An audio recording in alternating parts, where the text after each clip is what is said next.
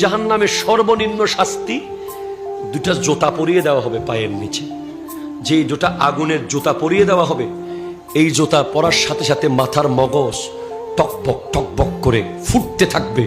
এটা সর্বনিম্ন শাস্তি। জাহান্নামের খাবার হাদিসে পাক এসেছে জাক্কুম।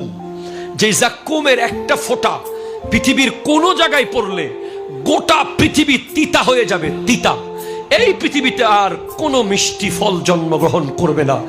জাক্কুমের একটা ফোঁটা যদি পৃথিবীতে পড়ে, তিরমিজি শরীফের হাদিস, এটা এত তিতা ফল, এটা মুখের সামনে আনলেই অনেক দূর থেকেই এত বমি বের হবে, নারী বুড়ি সব বের হয়ে যাবে। এগুলো আবার ঢুকিয়ে দেওয়া হবে, আবার জাক্কুম দেওয়া হবে। যারা সুদখোর, যারা ঘুষখোর, ওদেরকে মানুষের পচা গলা পোচের গ্লাসের শরবত দেওয়া হবে।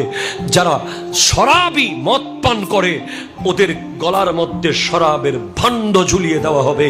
যারা জিনা করে, যারা পরকীয়া প্রেমে লিপ্ত, ওদেরকে জাহান্নামের ভয়ঙ্কর এক আগুনের ড্যাগে ফেলে দেওয়া হবে।